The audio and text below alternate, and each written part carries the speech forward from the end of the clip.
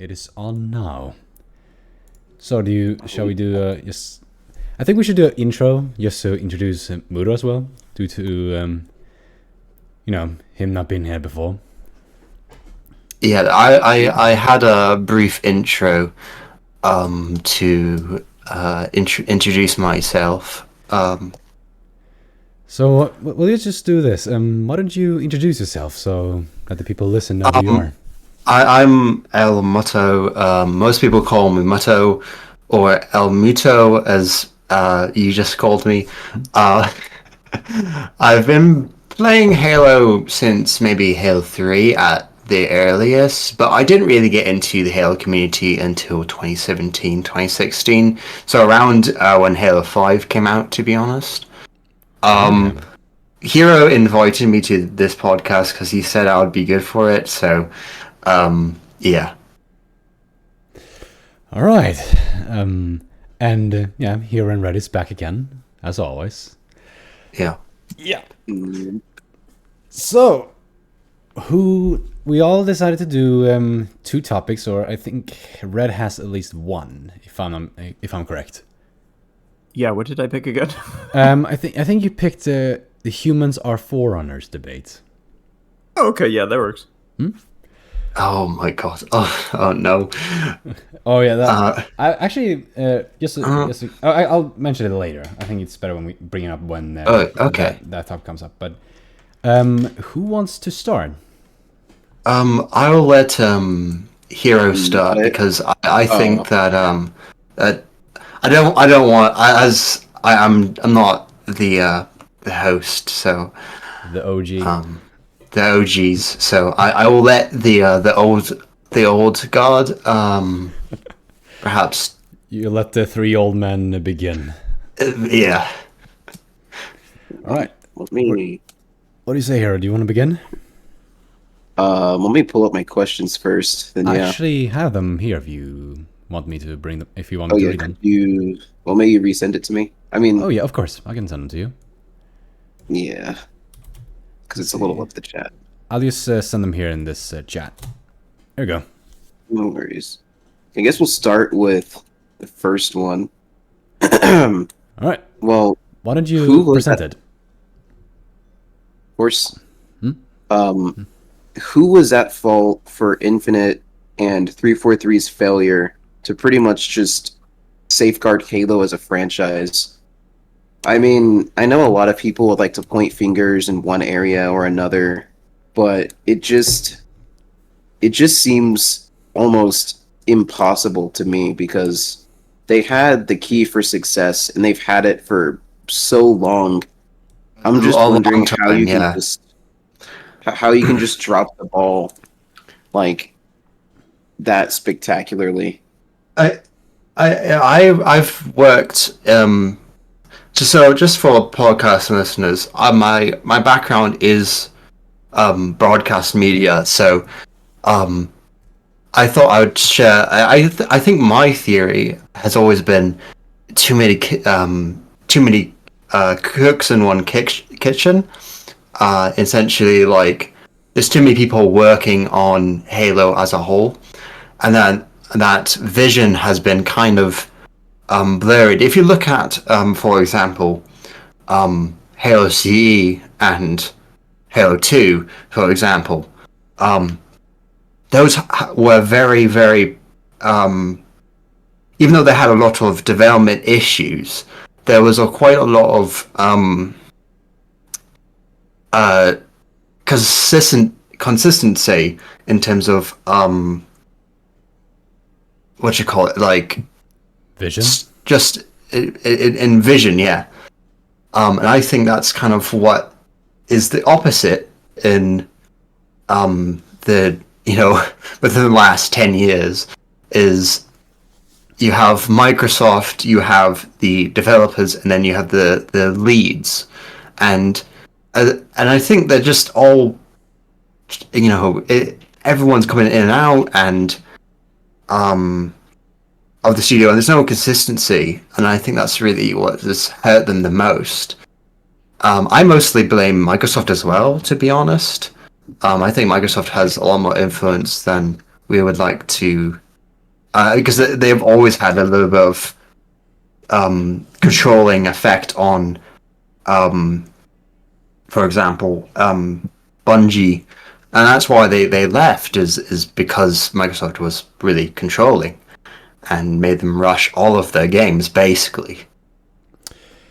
Though I would say the rushing thing that you mentioned, I think that's more to do with Bungie themselves, because especially with Halo 2, that was a lot of Bungie wanted to perform, but what happened was, for example, they made an entire lighting engine that the Xbox couldn't handle, so they had to restart from scratch. And also a lot of development mistakes they made while making Halo. So Microsoft is not fully to blame, but I wouldn't say it's fair to say Microsoft probably had some things to do with it, but especially in Halo 2, mainly that was just Bungie being very ambitious. And you see, well, they had to basically, they kept thinking which perspective they wanted to make, so that was also... Oh yeah, I know for a fact that it wasn't smooth sailing. Like, I know that they had to get rid of Bungie West to finish Combat Evolved. But I want to hear everyone else's thoughts on this, to be honest. Oh yeah. What do you think, Hero? I mean, I would prefer to let Red, I guess, speak before I completely finish what my thoughts are. All right. To kind of wrap up the question. Okay. What do you think, Red? About like why Infinite failed and 343 failed? We can basically say why Infinite and 343's era of Halo has not been as successful as Bungie's. The Infinity Saga. Like, why did pretty much Halo 4 Reclaimer Saga? all the way to Infinite? Oh, Reclaimer Saga. My bad. That's fine. Pretty much why did it complete? Well, not completely, but why did it just not hit the expectations that Microsoft wanted it to? Like, why did it fail? I mean, I'm trying to think, because I guess there's a few things that like just individually kind of like put me off. Like, I didn't like how like armor customization now like you basically had to like pay for it, because making like machinima videos, that kind of like put me off as a creator, because I was like, oh well, if I want to make videos, I have to basically like pay for it, or I have to get people who also like with Halo Reach, it's like all I need is just like an Xbox. I just need to like make 4 accounts, and I can just like make 4 offline accounts, and I can just like cheat them, so I just get all the armor I need. And if I do that, then I can just kind of make whatever videos I want. But like, it was a little more difficult with like Halo Infinite. Does Halo Infinite have like offline multiplayer? Good question. I don't know. I haven't tested. I'm not sure. I mean, I don't think anyone's tested it, and if they did, I think it would have not been very well optimized, similar to Halo 5 on PC. Well, yeah. Yeah. So it's like one of those modes that is so specific to like such a small niche that I'm not even sure that it's probably been. I think. Oh, go ahead. I think there is for Infinite, because I remember in Halo 5 there wasn't. Like, I have actually checked once because I wanted to see the old weapons before a certain update, and you can only do that if you install the game off, without the internet. And what I found was you cannot access the like any form of custom games or Forge offline. And I think that's due to there's no split screen. But with the Infinite, at least on console, you can split screen the multiplayer. Okay, yeah, like I don't know, it was kind of like stuff like that kind of like put me off. I mean, like just for me, like as just like a creator, but I mean, not to say that Bungie didn't do like the same thing. Like, from like one thing that I always have like grief with Halo Reach is that they didn't have like the a level with the elephant vehicle in it. But like in Halo 4, it was like I got really like attached to like the Hornet and the Falcon, and then they didn't have like vehicles like that in like Halo 4. And I mean, those are just like really like very small things, but like just for me individually, like I think it was also like story. I didn't really know exactly, like Halo 4, it felt like, okay, yeah, this is clearly a sequel to Halo 3, and then Halo 5, I I don't really know. Like, I don't know. I was kind of like all over the place with Halo 5, and I talked to a few people who were like fans of 343, and they were like, "Yeah, we just kind of ignore Halo 5." But I totally agree. Halo 5 is one of those things where it's like, why was the marketing so different from the actual story? And it's probably because they changed it last minute. I actually think I believe I've heard that the marketing team and the people making the story did not communicate with each other, and Microsoft was just trying to sort of make the campaign sounds more interesting than it actually was.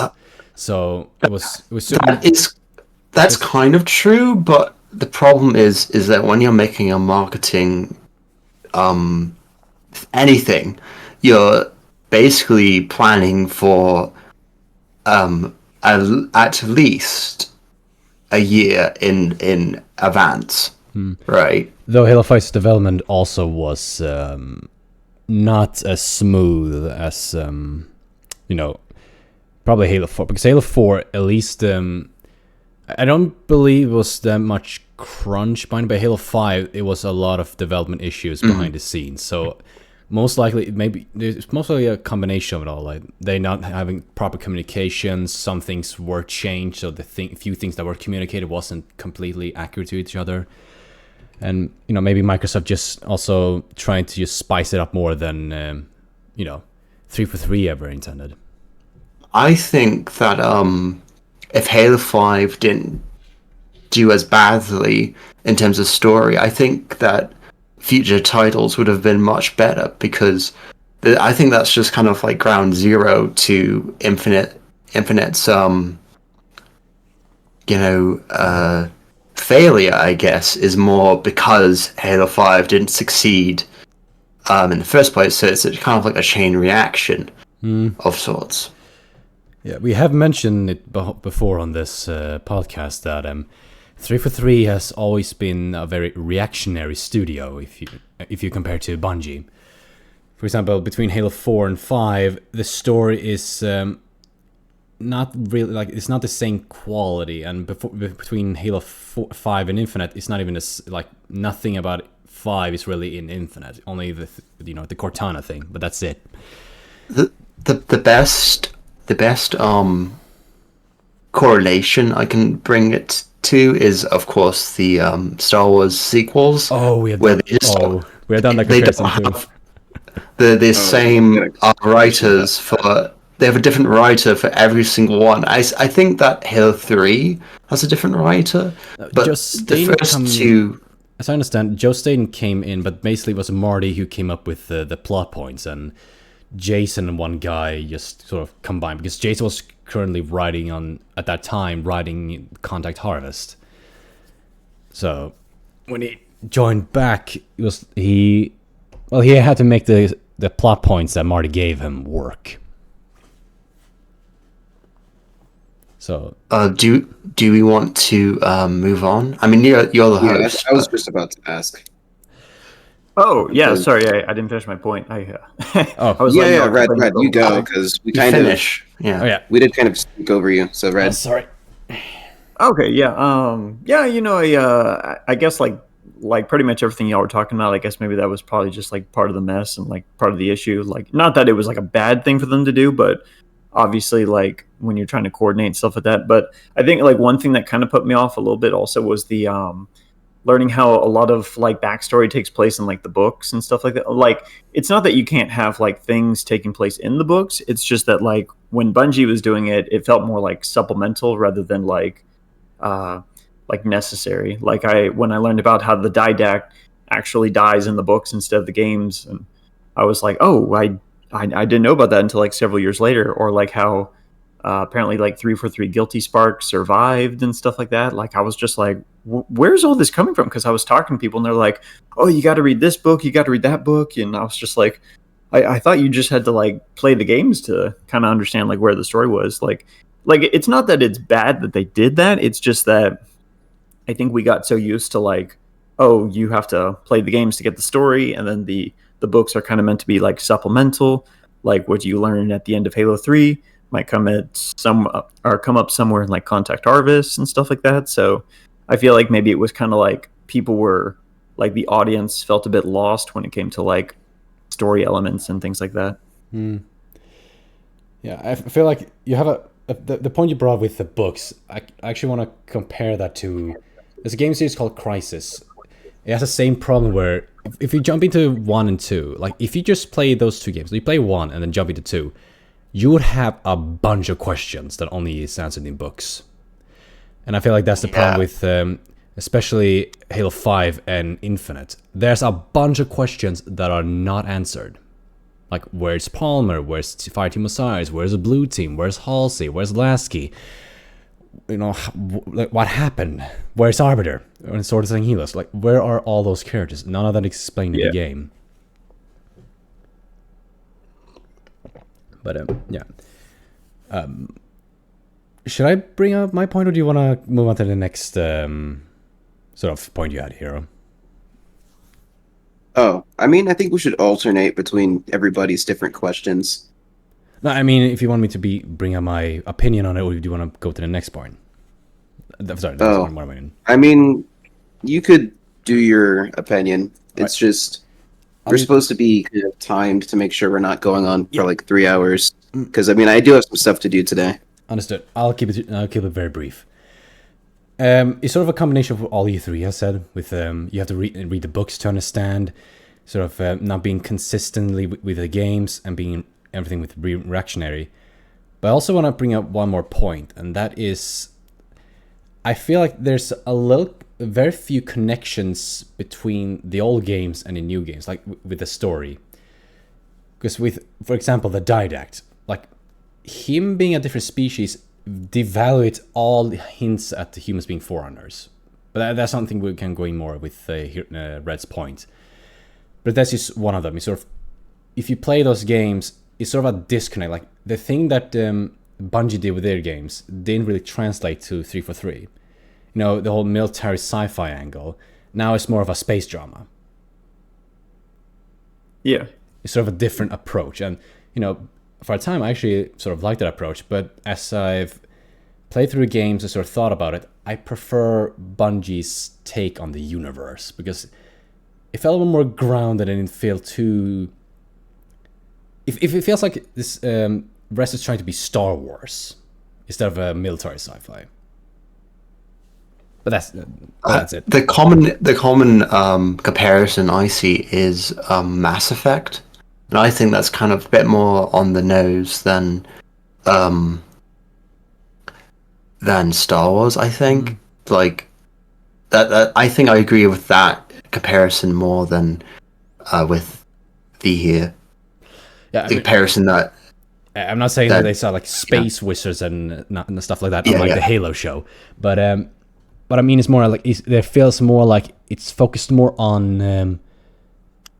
Like almost a bit on drama, which is not bad. For example, Halo 4, I really liked how Chief and Cortana is written.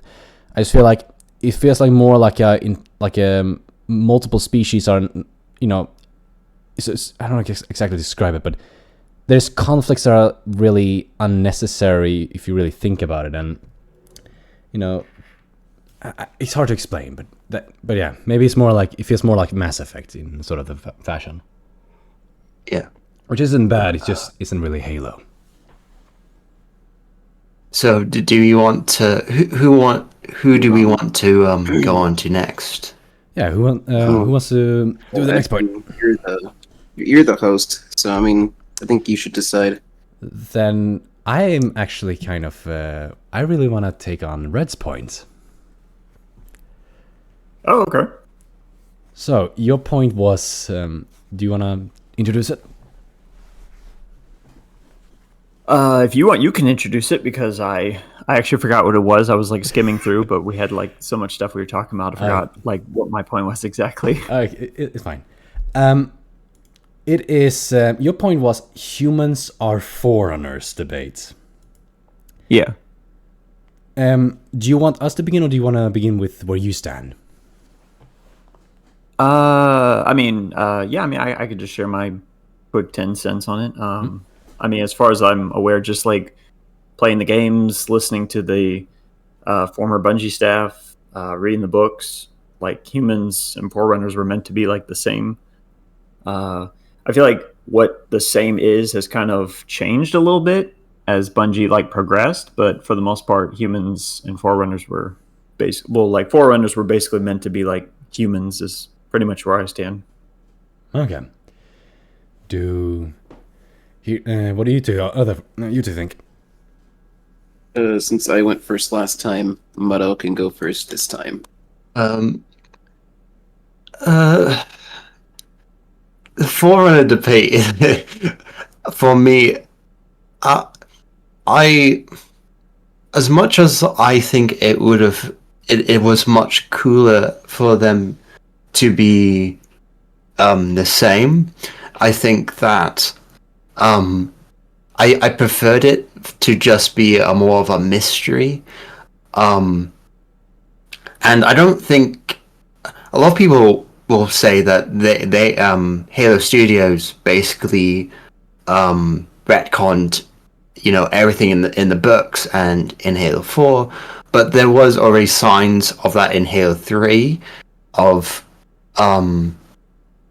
like self-retconning, I guess, especially in the terminals and in the trying to think of the comic there's a comic that came out before. Was that I think it was like Cradle of Life, or it was like Iris? Cradle of Life and Iris campaign. That kind of lean more towards them being a little bit different. And at the end of the day, I think that ancient humans being this technological society, along with the Forerunners, I just think is just as cool. I think they're both cool, but personally, I think it should have stayed a mystery. That was actually one of my hot takes, and I think I'll just address it. I'll address it a bit more later, but the Guilty Sparks. You are Forerunner. Whole monologue. It just felt like a tell don't show type thing, and it always bugged me, because I think that it being a mystery was much more interesting to me, and I think there was just a lot of conflict within Bungie of whenever or not it was or wasn't. I know that they did cut that Arbiter finding the human in Halo 2 in the mausoleum, I think. Right? It was well, it was when the Arc portal wasn't just the Arc portal, it was the Arc. Right.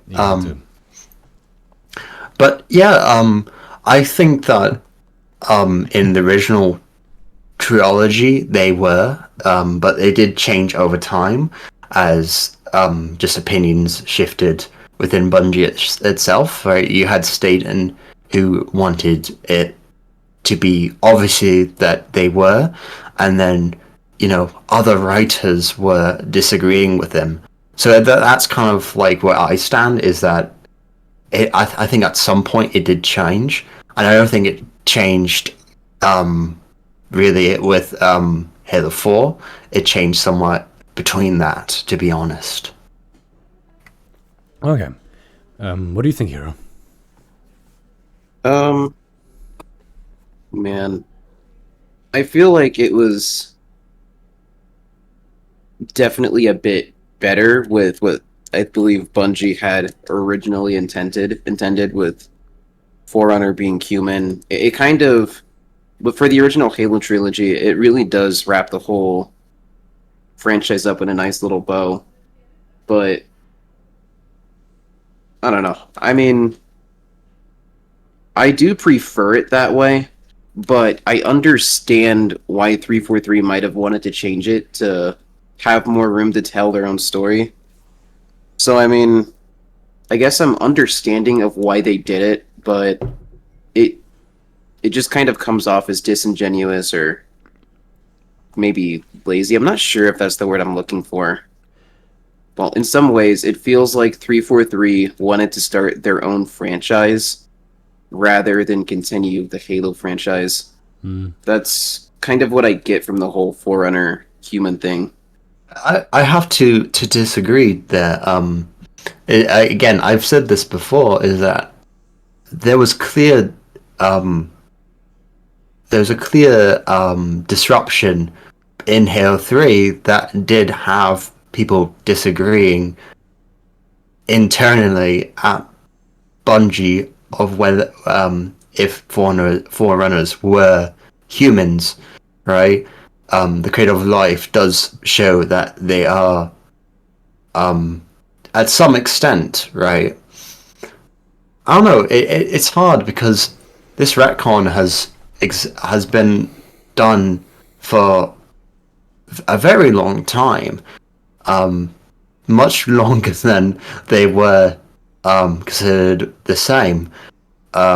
Unfortunately, to say the least, I don't think it was really out of spite or wanting to tell their own like a separate franchise, because a lot of people that were a part of Halo Studios when they did Halo 4 were originally part of the Bungie team, right? I gotta have to correct you on that. That is actually wrong. Barely anyone from Bungie joined 343 when they made Halo 4. I believe there's mainly one guy, and that's Frank O'Connor. And I believe in the C3 Sabertooth's video, as I know Red have watched. I don't know if you two have watched it. Not really. I mean, if I saw the thumbnail, I'd be able to tell you. Yeah, but watch it. It's a really good video. One thing that I've kind of noticed is pretty much as soon as 343 took over the franchise, they pretty much wanted to un-Bungie everything. So they pretty much got rid of all the old creative heads, and you even see in interviews they brag about how they had people who didn't necessarily like Halo, and they wanted to make something new. And not to say that it's a bad thing. Do you know what which interviews that actually is? I don't know which ones those are. I mean, yeah, I can find some and send them to you. I mean, I'm sure we can do that later because I don't want to. Okay. Yeah. Spend the whole podcast. No worries. But okay, that makes a bit more sense. But I just don't think it's very malicious, at least from my perspective. Because I just think that they were excited to be in the shoes of Halo, right? Halo is a very exciting franchise, but at the same time, can someone do a rain check of when the first Forerunner novels came out? Because I thought they came out in 2011, right? I believe they came out after Halo Reach, at least. So 2011, wasn't it? Yeah, so wouldn't that still be, let's look at how long it takes to write a novel, right? That has to be before Bungie left, right? But that was because 343 was built during Halo Reach. Like when Halo Reach was being made, 343 was being built on the side by Microsoft. I see. So the first novel came out January 4th, 2011, and then there was January 3rd, 2012, and then March 19th, 2013. Okay. Can I was gonna say my few points on this debate, and then I think we're gonna have to start moving on. Just don't have to take too much time. Yeah. And that is, I've heard from, this is more from after watching C3 Sabertooth's video and listened to it multiple times because I like having it in the background, is that the reason this change happened in the first place was most likely due to Frank O'Connor, because every in the terminals, every terminal that sort of hints at there being a difference even though they don't really fully do it, is made by Frank O'Connor. And when the Forerunner trilogy was made, he sort of retconned even his own work, and sort of in his mind, the Forerunners were a separate species, because he didn't really have an idea of what was happening in the rest of the games. Like, I believe he mentioned in this video about Halo Legends that because Frank O'Connor had a big voice in those stories. On what's it called, the package, I believe the episode is called, when Master Chief is dueling that elite, he had the thought that either the shipmaster or the dueling elite was the Arbiter from Halo 2. But they later retconned it to be a different character. But sort of, he didn't really fully understand the universe itself. I mean, if you watch that Halo Legends Origins, the second episode, the ending was completely different from Halo 3. But I believe a video from a channel called Pointless Hub, who covered that Halo Legends, mentioned that it was more of a hint of the future. But even then, I think it's more to do with Frank didn't really understand, and he was then put on the top of what's happening in the Halo universe. So in his mind, Foreigners are a separate species, so every piece of lore should reflect that. Yeah. I just think that it would have been better, even back as early back as Halo 3, to just have it as more of like a mystery. To be honest, like if they were or weren't, I think it would have left a lot more a cool factor to it. But by explaining that, it's just ruined it for me, at least. The reason I actually prefer it to be Foreigners are human angle is due to I think you brought it up, Red, or it was you Red who brought it up, or Hidden Xperia. It was that knowing that the Foreigners were human made it so that the Covenant was so ironic that they hated humanity, yet humanity were their gods. Yeah. Like, they were killing humanity for their gods, even though they were their gods. Yeah. And making them a separate species, it sort of waters that down a lot. Yeah. I don't entirely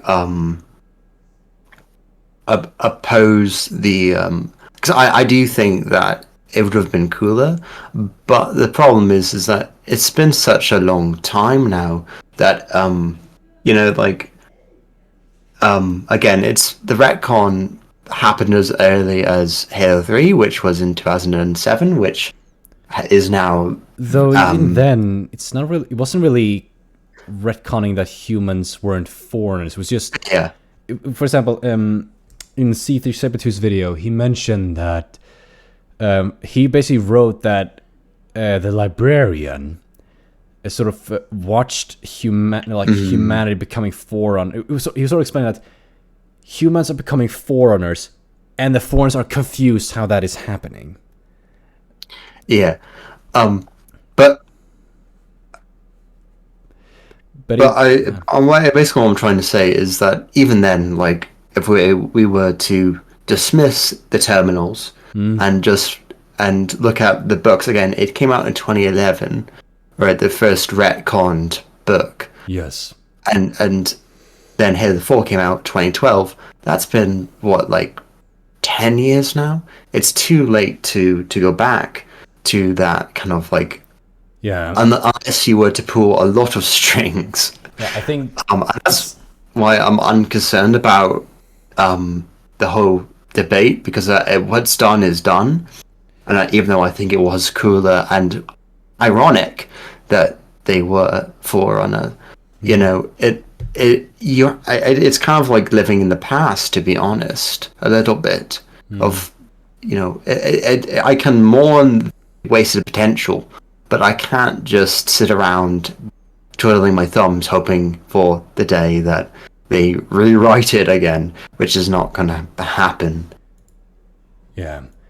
I think it would actually, the idea I've had if they would, humans and Foreigners would say, what if the Dida was just a human, and it was sort of an ancient human, and he sort of wanted to reclaim humanity or something. I think that would be actually a cool idea, but even then I feel like you shouldn't dismiss the idea that humans, like for the people who's saying the foreigners were never human.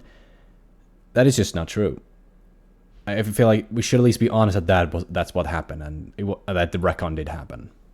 Is it cool if I ask you a question real quick? Yeah, sure, go ahead.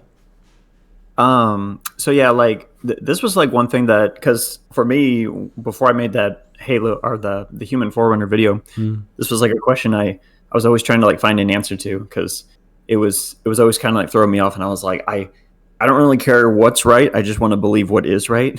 So I was like, all right. So I kept asking people questions, and they were never like, they weren't giving me the answers. So like, for example, I said, based on what I've seen, Forerunners were supposed to be humans, and then people would be like, well, no, actually, because Paul Russell said that they weren't. And what they would do is they would take old quotes from him, but then newer quotes, he would show that actually they were supposed to be human, and he was just, he wasn't really big into the lore. He was mainly just trying to get the game out, stuff like that. So I was always like, okay, well, now he's saying this, and then they'd be like, well, who cares what he has to say? And I was like, y'all were the ones using him as an example. Yeah. So like when it comes to the Halo 3 terminals, Paul Russell, he was one of the guys who helped to write the Halo 3 terminals, and he asked one of the guys, and the guy said that according to the Halo 3 terminals, Forerunners are supposed to be ancient humans of like a different lineage. And what always kind of got me was whenever I started talking to people about this, they would always say, well, it was there was two groups of people. So one group said that they were supposed to be the same. The other said that they were supposed to be separate. And every time someone gives me like a name or a person who wanted them separate, I go and look it up, and it shows that he wanted them the same. So like for me, like the one thing I've always been trying to find out is like, who are like the people that are saying that they're supposed to be separate? Because like Paul Russell, oops, sorry, move my hands out. Can I just ask a question, just real quick? Not to interrupt you, but you said that they quoted an old quote, right, from Paul Russell's him saying that they were separate. Yeah, it was on his Twitter. Yeah. So wouldn't that, and then you bringing up the new quotes, wouldn't that just mean that he changed his mind? No, wouldn't the older ones be a bit more reliable because they're closer to the time that he developed it? I think. Well, when I say older, I mean like a few days before. So like, there's a quote where I see. Okay. He was like, I think it was like December 12th, and then he was like, because he was talking, or there was everyone was like kind of jumping on him in Twitter to try to find out like what was going on, and I was just like, oh, I'm just going to read all these, and it was December 12th. He was like, I think they were supposed to originally be like separate, and then he was like, let me just go ask the guy who like helped me write them, and then on December 14th he came out and he was like, okay. Oh yeah, actually, the guy who helped me write the Halo 3 terminals said they're supposed to be like a form of human beings, and that's where, like, when I was bringing that up to people, they kept telling me like, oh no, actually, they said that they're some people said they're separate, some people said they're the same, and I was like, all right, so I just want to know like who's saying that they're separate, because like what is it? Marcus Leto said they were the same. Marty O'Donnell said they were the same. Joe Staten said they were the same. So like Paul Russell said they were the same. And for me, it was always just like, I just wanted to know like who in Bungie, like before, I guess like before 343 took over, who in Bungie was like the ones that were saying that they were like separate. Well, we can't look back in time and see, because I feel like a lot of when, for example, Marty, a lot of what he says is contradictory anyway. No, I think he just said that the Foreigners were always supposed to be humans. I don't think he ever said anything differently. But people do change their mind over time, and might just say it just to appeal to certain groups. Actually, I don't say that entirely wrong, but like I'm just saying that like, because I don't think that is true, but that is sometimes my suspicion is that might have been done in hindsight. Sorry, go ahead. I don't think that actually, because actually, see if there's the same truth brought up on the Halo C developer commentary. They actually brought up a quote that Killer Spark made. our lost time, human history, I said. When he said that, Marty just said, that's a clue. So I think the intention was always that. But I think you have a correction that maybe somewhere a little bit confused, but I think the overall vision of Bungie was humans are foreigners. But, for example, Frank O'Connor didn't really know that. So when he jumped into Halo 343, he sort of thought, okay, foreigners are a different species. I think that's a simplified version, but that's sort of what I think happened. It's hard. It's hard for me. Hard to dissect it, and he probably won't get it until they all die or something, which will be in like, I don't know, like. Yeah. We're gonna have to unfortunately start move to the next point. So sorry, get stuck on this. It's fine. This is a really interesting topic, though, but we gotta have to unfortunately move to another question. Do any of you want to bring up any of your questions, or should I bring up one of mine? I think you should. I think my one's pretty my hot takes are pretty spicy, so. All right. Then I think we can then begin with, at least with one of mine, is the new book they're making. Because as of right now, they are working on a book that is similar to First Strike, in a way. Oh. And people are saying this was basically supposed to be Halo Infinite's campaign DLC. And oh, that's right. I want to hear, before I say what I think, I want to hear what you three have to say about it. I haven't really been updated in the whole drama and the books and all that stuff. But I did enjoy First Strike, even though I think it is kind of mid. I know that's kind of blasphemy in the Halo story circles, but it's not as good as later books that explore deeper topics. I suppose, for me at least. But yeah, I'm all for more books, to be honest. But yeah, I don't really have much of an opinion. Here, Red, what do you think? Would you like me to go first, Red, or Red, would you like to go first? I don't mind either. You can go first. Okay. The number one thing that I was looking forward to with Halo Infinite was the story, and seeing that it was pretty much incomplete from the get-go, because they introduced us to Atriox, and they always talk about the Harbinger and the Endless, and we pretty much don't get a finished story, and they say that they're going to update it every 6 months. So I was really looking forward to actually playing through the story, because Halo Infinite would have probably been my favorite 343 Halo story if it was completed. Like, the best analogy I can really think of that I always use is, like, imagine if we were watching Empire Strikes Back and Luke gets off of Hoth and he goes to Dagobah and the story just ends there. Like, that's not really a complete story. So, I don't know. And just seeing it kind of wrapped up in a book, that's just something I really don't like about 343. Is that even though, like, whenever they get criticism about something, they just start over from scrap and then they throw it all in a book. Because they got flack for Halo 4, they threw it in a book. Flack for Halo 5, threw it in a book. Like, I guess something that I personally believe is just, if you start a story, whether people like it or not, you should at least finish it the way that you would like to see it finished. And even if you want to change it, you should still finish it in a direct medium that people will finish, or people will watch and play, listen to, whatever it is. But that's my opinion about it. Sorry if that was kind of a long ramble. That's fine. Red, you should go next, then Mutto. You can respond to both of us. Or at least that's how I would do it. It's up to Edvin. Yeah, I mean, I was looking up the new novel that's supposed to be coming out. Halo Empty Throne, is that the one that you're talking about? No, that's one that's already released. It's Oh, there's a new one coming out. Oh, you didn't know? Oh, No. it's this is all it's news. about I can explain what the book is about then. It's basically Master Chief, the weapon, the pilot finding I think a doctor, and Yeager is still alive.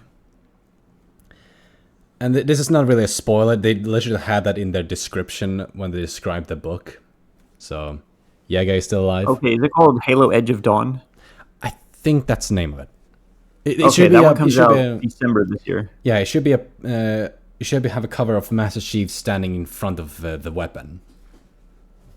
Oh, okay, yeah. Yes. But yeah. So I mean, as far as like things go, I'm not too up to date on like the books. I think I'm in the same boat as Ell Mutto. It's kind of hard to keep up, but like I mean, to an extent, I do kind of agree with him where he says that First Strike it's not like super great. I mean, like I've been trying to learn how to write stories more like proficiently over like the last couple of years, and the more I kind of like look at stories, the more I'm just like why do things happen and what makes things work, and like for example in First Strike, it's kind of like the best way I can like describe most of the Bungie era books is things just kind of happen. I feel like what was it, Contact Harvest? I feel like that one kind of got away from that, and it kind of like had more like character growth and things like that with like Johnson and people like that.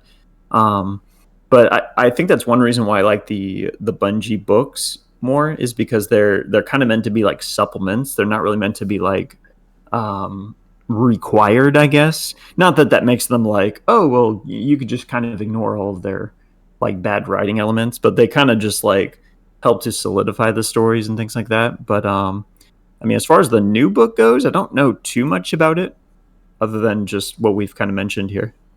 Okay.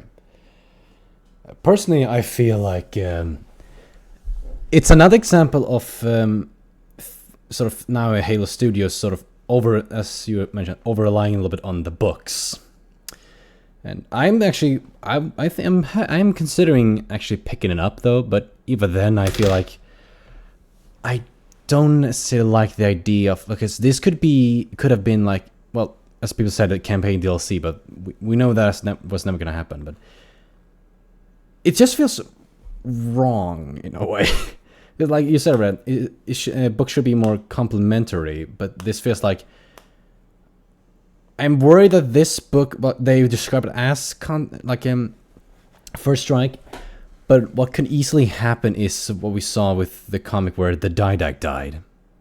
Or he died. He was brought back in another book and then put in the domain. But it's just, I'm worried that that's going to happen. And what if I miss the book? Will I then miss out that, wait, Yeager is alive? Sort of thing, because that in this book he is alive, and you know, in the game it was sort of somewhat hinted at because his body went camo, but that's like a lot of people is not gonna notice that. So having him brought back in a book and then in the next game he just shows up like nothing happens, that's sort of what I'm worried about. Unless they kill him off in the book. If they kill him off in the book, I think that you can avoid it. But if he stays alive through the end, then you have a problem. I mean, knowing Halo books, they tend to kill off characters pretty quickly. That they'll introduce a cool character. I mean, that's my issue with Bungie books, is that they'll introduce a cool character and then just kill them off within like the next 100 or so pages. Can I respond now, or? Oh, go ahead.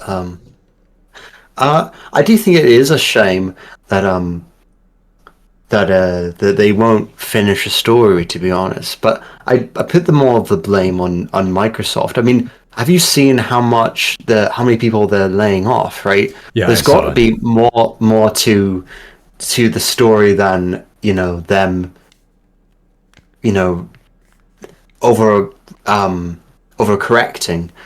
But there is a part, of course, but the issue is, why wasn't the story finished? Well, there's probably something to do with Microsoft.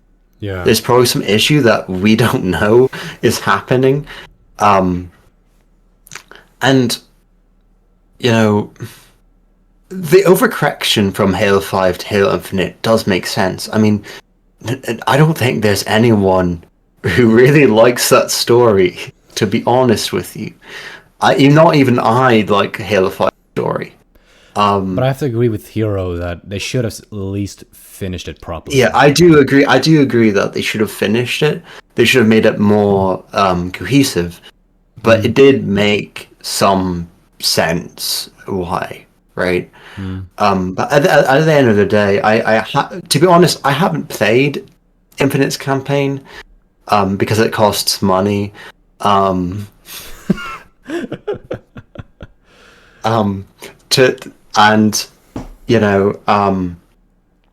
I can't really give much of an opinion on any of the characters or stuff that's happened in the game. But I do agree that it should have been finished.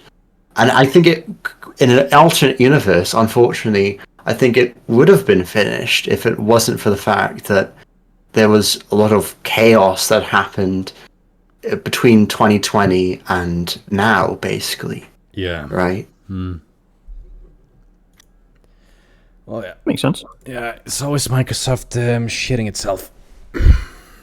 I looked it up, and apparently they laid off 9,000 employees. Oh yeah, they did that recently. They also laid off more people recently. Yeah, it's really rough. Yeah, like 3 days ago, they posted that Microsoft was laying off over 9,000 employees. Wait, 9,000? Yeah, 9,000. What in That freedom's is name? not a light number. I thought it was. I thought it was maybe like a much fewer. I was like imagining 1,000, not 9,000. And they even cancelled that new Perfect Dark game. Oh yeah, that I was actually that I was looking forward to, and I think that's just a root of the problem is probably Microsoft, because they also made Perfect Dark was made by another new studio made by Microsoft. So yeah, that was Microsoft bound to fail, basically. Yeah, most of the time when I talk about Microsoft with my friends, I always say they keep shitting themselves. Like they for being a business, they're really bad at making money.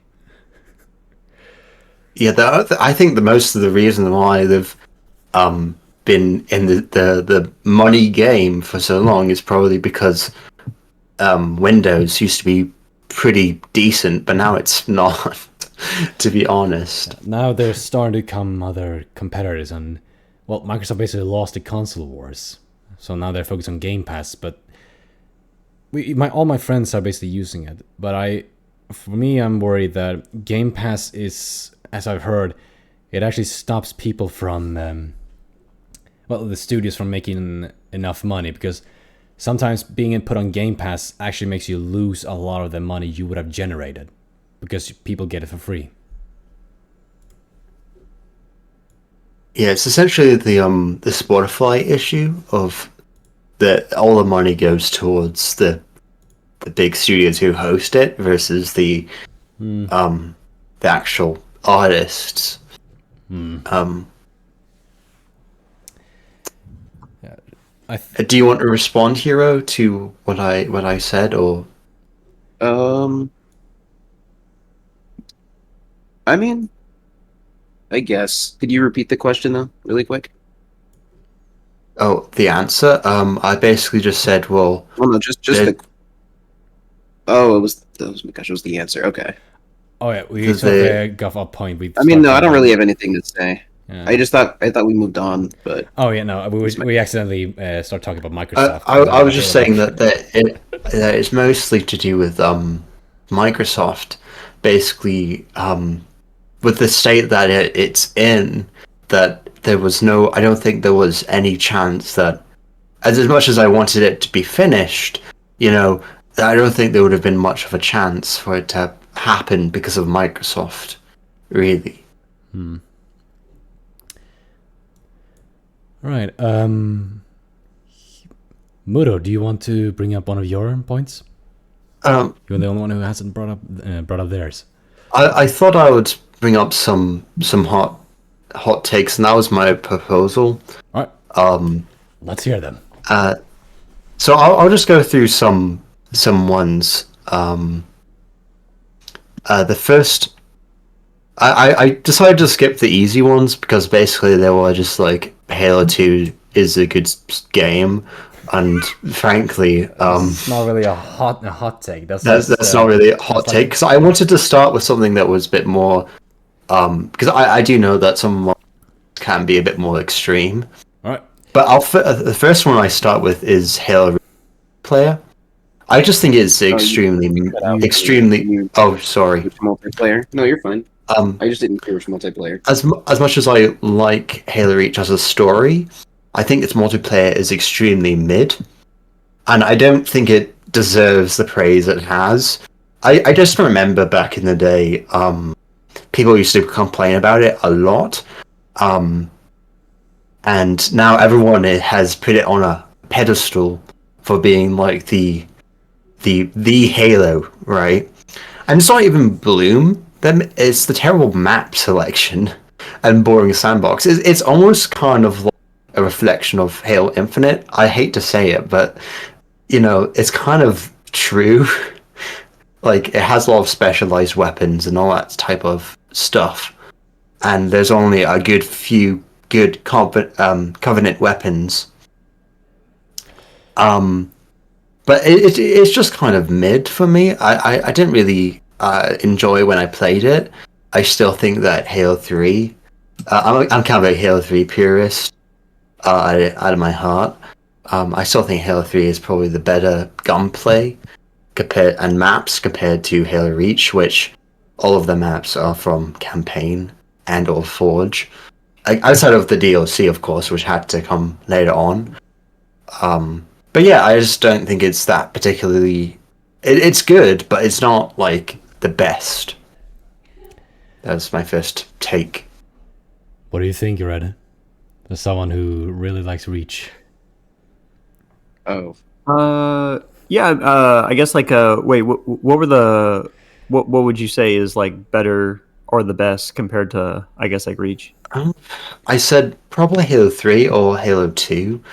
I kind of warmed up to Halo 2, but I still think Halo 3 is probably the best, and then Halo Reach and Halo Infinite are kind of straggling for me to be better. But I will say that I probably had more enjoyment. I've had enjoyment from both Halo Infinite and Halo Reach, but I think they were quite similar in the sandbox, in terms of like stuff and balance, to be honest. Okay, so you would say it's like, I guess, like a sandbox makes it better. Yeah, I think I just find Halo 3's sandbox just a little bit better, and gunplay's just a little bit, and the maps are just a little bit better. But I just think they're all good games. I just think that Halo Reach is a little bit... It just doesn't do it for me. Yeah, so I guess, like, I'm trying to think. So, like, what does that, I guess, like, mean? So, like, for example, I guess, like, one reason I prefer, like, Reach over Halo 3 is because the you can do, like, phasing buildings. So in Halo 3, when I would build a building, it would, like, get stuck, and then I would be, like, sitting there, like, slamming it against the piece to try to get it just right. But, like, with Halo Reach, you can, like, phase it. So I guess, like... don't get me wrong. I think the Forge is fantastic in Halo Reach. Yeah. I mean, if they had more palettes, of course, but they were just beginning to do Forge. But I just think that overall multiplayer, like the Slayer, Capture the Flag, Headhunters, SWAT, all of it is a little bit less than... because that's mostly what I play is those kind of game modes. I just think they're a little bit less, and even like Firefight, I prefer ODST's Firefight over Reach. I just think it's a bit too arcadey. But yeah. Okay, yeah, so trying to make sure I'm on the same page. So like when you say like for example, Halo 3 has a little more, I guess, like multiplayer stuff. Like what do you mean like for example, like let's just say Invasion, like they both might have Invasion. Are you saying like they needed more of those, or is it more like a like how you interact and the gunplay and the maps is the heaviest thing for me. I just think a lot of the maps in Halo Reach weren't made for the player or a PvP, I guess. Like I think the major one is Boardwalk. That is, I have to say, I do not like that map at all. It's just the sight lines and the way it's set up, especially for like DMR play. It just doesn't feel as balanced. And I think some of that does have to do with Bloom. And of course armor abilities. I think that I prefer gear over armor abilities. That is a big thing. yeah. Okay, yeah, that makes more sense. Yeah, I think because I know like when I first played Halo Reach, like the first time I ever played it, like years ago, I got so used to Halo 3, and then when I switched over to Reach, I like absolutely hated it because I was so lost and I couldn't figure out like I was like, why am I all of a sudden terrible at this game? And it took me a while because it is, I don't know how to describe it. It's like Halo, but it's different essentially. And I know like a lot of people had like gripe and grief with that, which I was like, okay, that's totally fair. It does feel like a different game, and it's Halo at the same time. So, I mean, like for me, I guess like I agree and disagree, but my disagreement really comes in the form of personal preference rather than what's actually considered good. Some of the things that I wish Halo Reach did better was I wish they like, for example, when I said Halo 3 has the elephant and Halo Reach doesn't, like I feel like they should have found more ways to add more but not get rid of more, like because for me it's kind of a bummer because I like Reach but I also like the vehicle, the elephant, and you can do so much like fun stuff because I remember like people made like Pirates of the Caribbean maps with the two elephants and stuff like that. And I mean, for me, I like the idea that you can have more, but because I have the same issue with 343, like they would remove stuff, and like when Bungie did the same thing and they removed stuff, that's kind of where I have like some issues where it's like, well, you should try to just keep adding more and more and more instead of like being like, well, people probably didn't like this as much because I was like, like the elephant is such an iconic vehicle. It's like the first time I flipped it and they were just like, would you like to flip? Wait, how did you flip this thing? It was just like those small little things that made it enjoyable.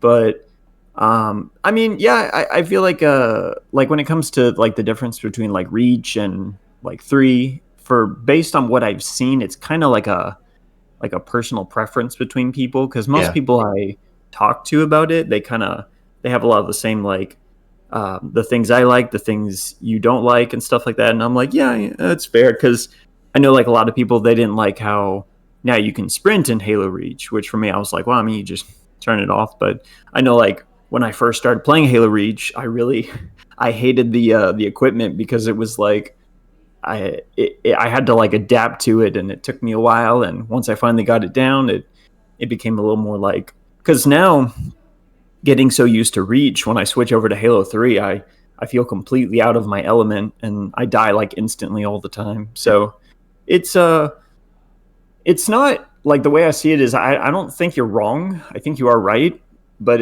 I think it also kind of comes down to like personal preference because like Reach and 3 are like both good. It's just that like whatever the person like prefers more. Hero, I know you're a bit of a Halo Reach fanboy, so I just want to hear what you have to say as well. Well, Halo Reach is my favorite Halo. Man, could you like again ask the question again so I can respond to it directly? I just think it's the multiplayer is kind of mid. I just think that it has a lot of issues in more so maps and gunplay that I just think that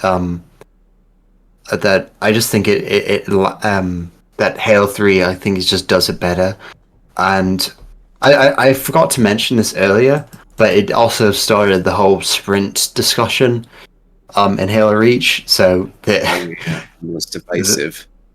Yeah.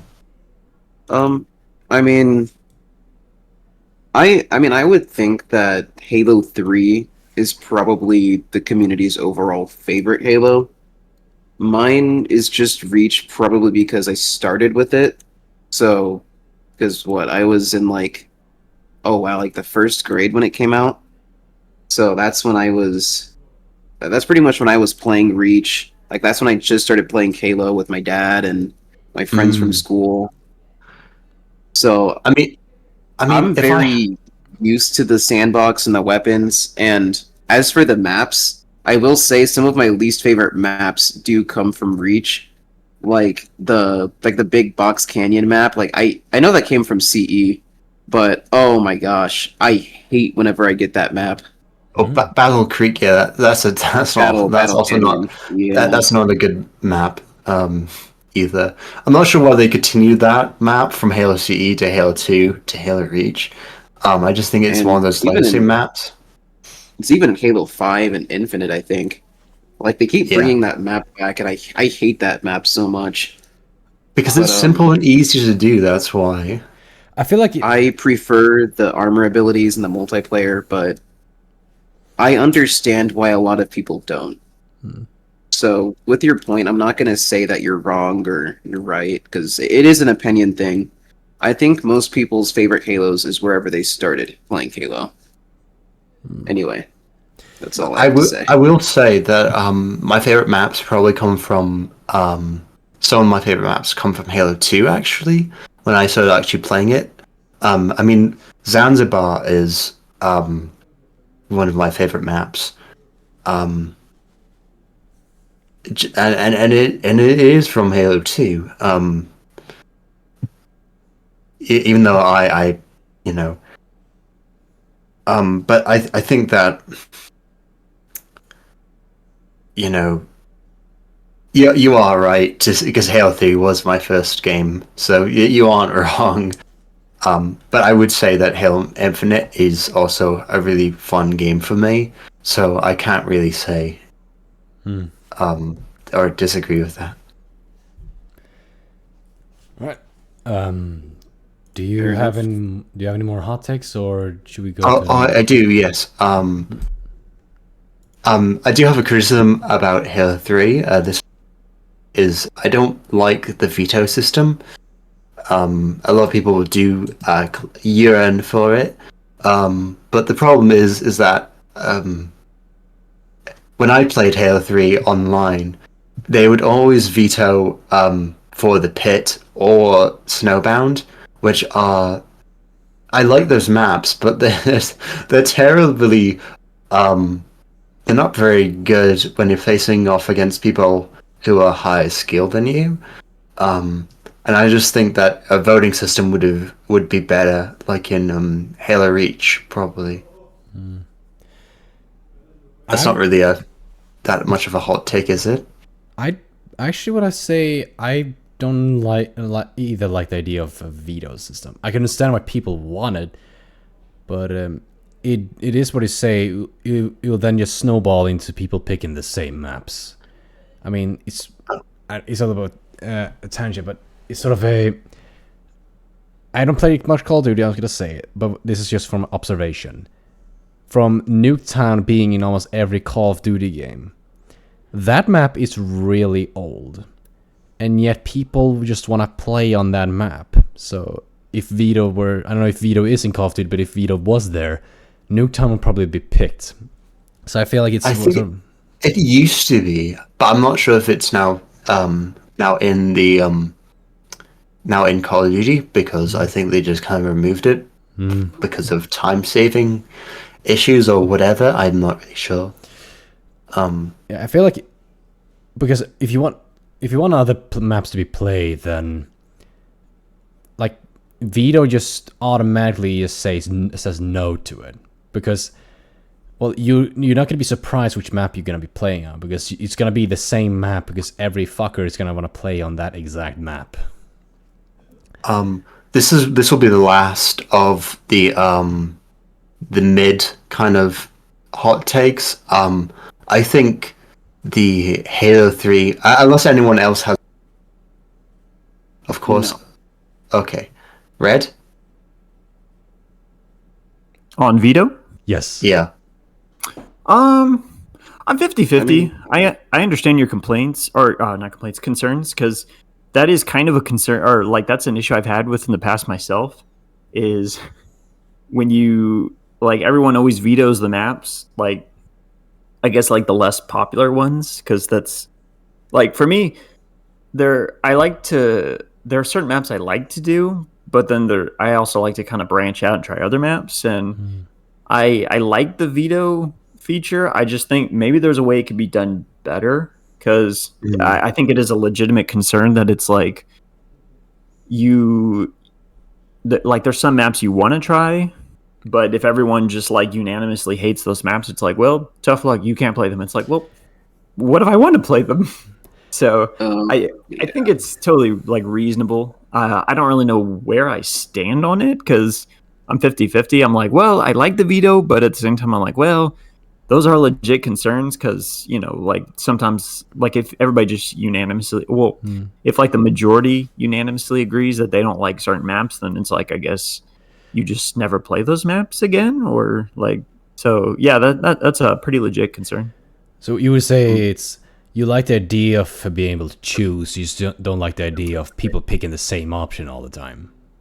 Yeah, it's kind of like what you were saying about Nuketown. Like, it's a legit concern to be all like, I don't want to play the same map every single day over and over if there are like 16 other maps that you could play. But like everybody just prefers Nuketown. So it's like, well, what if I want to play one that's not Nuketown? It's like, well, tough luck. Everyone doesn't want to play that. So it's like, so. But what do you mean? What do you mean you don't want to play Nuketown? What do you mean you don't want to play Nuketown? I want to play Nuketown every new Call of Duty game, because that's the only map I like, because it reminds me when I was 10 and now I'm 30 with crippling depression. Now you must always play the pit. The pit is the best map in all hit. Play the pit. Get in the pit. Get in the pit with us. We haven't showered in 3 weeks. So yeah, I feel like it's not like a black and white thing. Like there needs to be the veto or there needs to not be the veto. I feel like there maybe could be some balance, but middle ground. Yeah, I feel like only have veto for social maybe or something. I feel like or the opposite. You could have you could have so that because I know 343 did a really good thing with MCC and Halo Infinite. Infinite later on, but it's a little bit bare bone. But MCC, you could pick like modes and stuff. You know, I don't know exactly what it's called. What's it called? Where you can change preference. Preference. Is that what it's called? I believe it has a specific name to it. You could pick exactly the mode and type you wanted to play in a sort of. Okay, I don't fully remember, but you could do something similar to that with maps. You say, okay, these are the maps I don't want to play on, and these are the maps I want to play on. And you could do something like that. So you're already searching for those maps. My final kind of, and then I'll get to the big bad hot spicy take at the end of my opinion piece. Is I think the Halo theme is like the Force theme in that it's just overplayed to high hell and back. I like it, but oh, you mean the Force? The Force theme, yeah. I like the Halo theme, but I just think it's become more so from content creators and stuff. I just think that, or even when it's representing Halo, it's always da da da. You know, that kind of, and it gets kind of tiring for me, where it's like there's a lot more better songs that represent Halo as well, especially from Halo CE and Halo 2 and all the other Halos. It particularly bugs me in Halo 3. I have a lot of issues with Halo 3's campaign, even though which I'll get to in my last take, is that in Halo 3 it just plays constantly, and I'm not really sure why they did that, but it's just extremely annoying for me, at least, to constantly be hearing it. I think Marty describes it very well, and that is, it's called desperation. But basically he says that it's easier to sort of give a new take on an already existing theme than to just create a new one. But I do, as I sort of understand where you're coming from, though I will say, I think that has more to do with, like, I don't think the problem is the main theme, but I said it's overplayed. I don't personally think that, but I will say this. That's the thing I actually have a problem with Halo Infinite's OST. It's a good OST, it's just, it feels like it's trying to do the Halo score again instead of doing something completely new with the Halo score. Reach is a really good example of doing something completely new. Yeah. Because that's sort of, I remember people in the studio said, where's the monk chant? Marty didn't want it, but he put it in a specific place, and that was at the beginning of, when this go, oh, and that's it. That's the monk chant. And the rest is just completely original. It's sort of, I feel like if Halo did that more and sort of Yeah. the Like games like another Halo 2 or ODST or a Halo Reach, where each one is just a different take on the Halo themes, but you also don't want to go too far in the other direction of Halo 5. And there are some Halo 5 tracks I do like, or even ones from Halo 4. I do like the Halo 4 soundtrack, but it experimented too much, and then it kind of, ended up being kind of mid a little bit. Yeah, for me, it was, I think if they had more so, for me, I really like the theme of 117, and I also like the Mantis theme, but I feel like if they had more so taken inspiration for what 117 did, and it felt like it actually felt like a Halo score. It just felt new and fresh, as like sort of a new interpretation of, okay, this is the new Halo, but it still has DNA from the old Halo. But the rest of the score, I will agree with, is sort of, it feels too, people described it as too Mass Effect-y, but I feel like it feels too electronic instead of orchestral. Not saying Halo has never experimented with electronics, but I feel like if you listen to the old scores, it's more of, you can feel the more physical instrument in them, while in Halo 4, it feels too much like a computer. Not like AI will do it, more so like, it feels like a computer instrument sort of doing the score instead. Which I actually think I really like with Halo Infinite scores. They went back to the sort of physicality of the scores. Like you can sort of hear, this is the instrument that is playing. And I feel like once you can hear that in a Halo score, it's that's a Halo score. You can feel the instrument. Yeah. And even we've got a little bit off track, but I just want to hear Hero and Red's opinions on if the Halo theme itself is overplayed or not. I just wanted to hear your thoughts. I mean, I guess what I'll say is, I feel like with, I guess, Infinite specifically, it just seemed like they just kind of tried to redo Combat Evolved, and a lot of the soundtracks just kind of, it felt like they were building up to something, like with the original theme, then it just died instantly. I don't know, Infinite's soundtrack, well, for the story at least, is kind of my least favorite, probably, because with every other Halo, it seemed like they were trying to build off of the original soundtrack and do something different. I mean, minus Halo 4 and 5. Okay. I don't know. I was going to say, like, Halo 5, I have a lot of issues with, even though I like some of the tracks, is that Halo 5 just has too much going on with all the instrumentations. But my main question again is the Halo theme, like the da da da da, is that to you at least overrated or like overplayed within the Halo space? Not just within the games, but just within the community. Oh, you mean in community as well? Oh, just in the community? I mean, I don't really like the Warthog theme or just the. It is like the Warthog theme, yeah. I mean, I personally don't hear it all that much, so I will probably say no. But I mean, I'm sure if you're in the community and you hear it a lot, you'll think anything's overplayed.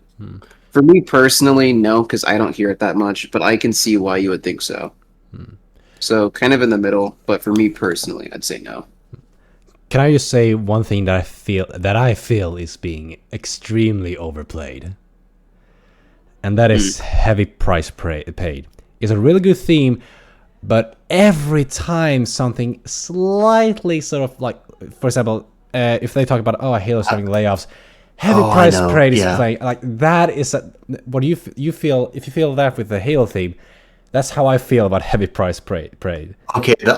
No, you've convinced me it's not overplayed. I actually changed my mind. I think price paid is probably much more overplayed. It's just used over and over and over again for every sad thing.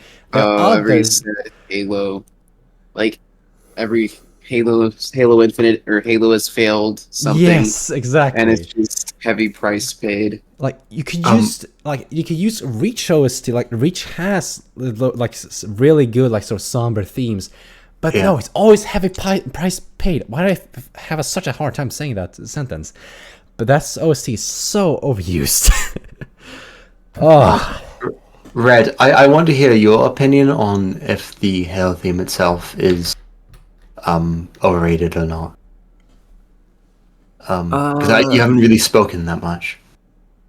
Yeah, I didn't really have like too much of an opinion on it. I mean, I guess like for me, it was just I was like, oh well, I just associate that song with Halo. I guess kind of like I associate the Star Wars theme song with like Star Wars. So I mean, I guess for me, it's not really something I have too much of an opinion on. But I mean, I can see why for like some people, it's like, well, I hear the song too much and it gets boring. I'm like, oh, okay, well, I mean, that's totally reasonable. Because in a franchise, you want a recognizable theme, but sometimes fans can really overdo it. My last point. I've been kind of originally I was going to have two, but I've decided to put one for the sake of time because I don't want to talk too much. Yep. Because I've already yapped quite a bit. But I think Halo 3 has probably out of the trilogy, I think Halo 3 has one of the in the Bungie Halos has the worst writing, and it's beyond the whole to war thing, or the Forerunner line, as I mentioned before, but telling not showing. There's just a bunch of things that I for example, Miranda keys flying through the wall. Why does this happen? Arbiter getting sidelined for no reason. Why does this happen? Cortana is a MacGuffin for the entire game until the last mission. And I have to admit that I have not played Infinite's campaign, but it seems that that they have the opposite problem, Halo Infinite and Halo 3, where Halo 3 has some really good set pieces, some really good maps and scenes and all that stuff, but it just doesn't do well in the story. Well, Halo Infinite, even though it was unfinished, had some really good aspects to the story. I could be wrong, but I have only seen the scenes between the pilot and Master Chief, so I could be wrong, but I think the writing, like everything from what I've seen in Halo Infinite, made sense. We need to get the anti-air, or we need to do this. Okay, but in 3, there's just sometimes things kind of just happen, and things get kind of dismissed, and that has something to do, of course, with 2 being a cliffhanger. But again, stuff like Arbiter being sidelined just didn't make much sense outside of like multiplayer. Seems like they were kind of done with Halo at that point, and I do understand that, but it's just kind of like a frustrating thing for me. Yeah. I would well, I think for me it's like the only part of Halo 3's campaign I really have a criticism with is the first half. Is that's not really that interesting. Like the rest of the campaign, that's sort of like where the as one Jedi once said, this is where the fun begins. But writing wise, I don't really agree. But I do agree with that the first half is not as interesting or fun as the second half, because the first half it has a potential. It just doesn't really flesh that potential out, and I feel like if they did that, then I would have found them far more interesting. Like the Covenant is on Earth, like that should be it's not as big of a deal as it is in Halo 2. Yeah, it kind of shows, right? Yeah, for me, I'm gonna throw my little hot take in there. I don't really like that. I like the idea that humans are on the back foot. I don't think the games portray that very effectively. I feel like they're very... I understand they wanted to make you feel a badass, but like the Reach is the only game where you feel like humanity is way underpowered compared to the Covenant. What about ODST? Like ODST, that makes sense because you're a human.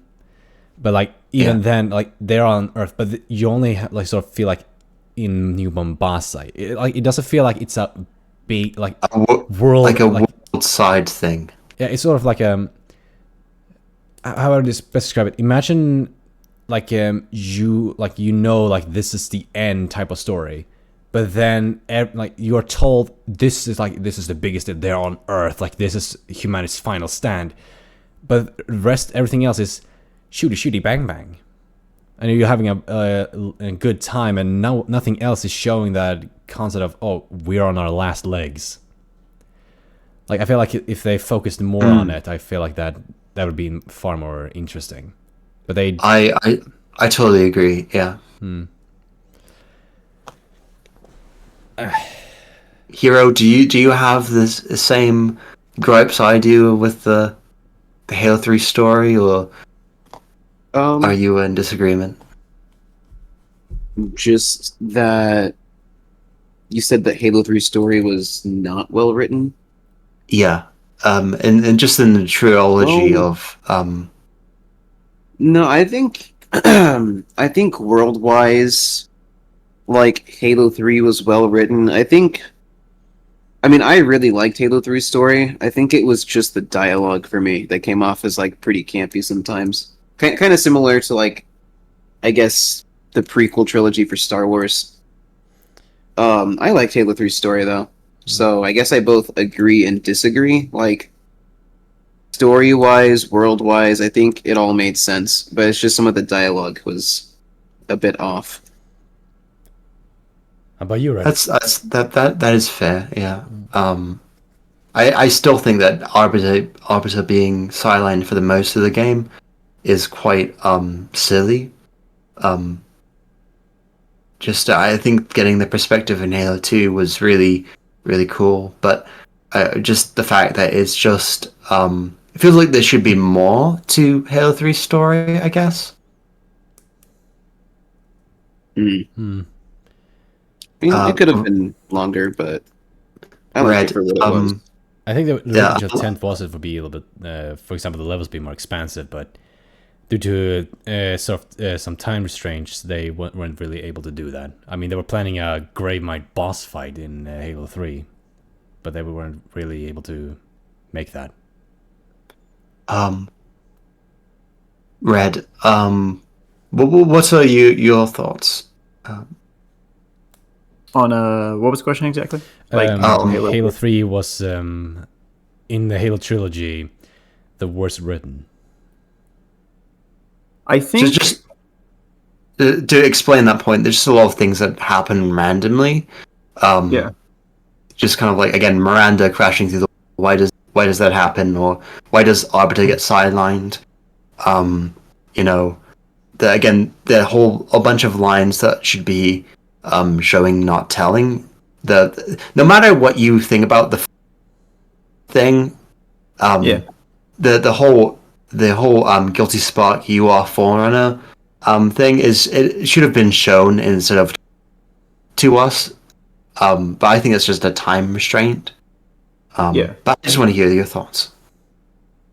Yeah, I mean, like, if you compare Halo 3 to like all of the Bungie stories, I think it could be argued that maybe it probably was maybe the, I guess, like, worst story-wise, which it's not to say that was bad, but I mean there was like so much going on, because when I was doing research for the Forerunner video, I was learning all these things that were like happening. Like Halo 2 was supposed to be like the last game, and Microsoft was like, no, we want a third, so they had to like come out and be like, oh, okay, we gotta change the entire like Halo 2 ending, so now that we can add a third. And they were gonna like there was two missions that you're supposed to get at the end of Halo 2, where like Master Chief was supposed to like almost kill, I think, the Prophet of Truth, and that like connects to the beginning of Halo 3. But Bungie or Microsoft cut their time, and they were like, no, you have to release it sooner. And they were like,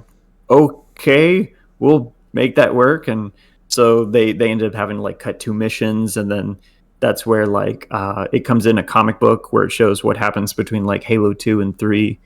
What else was there? Like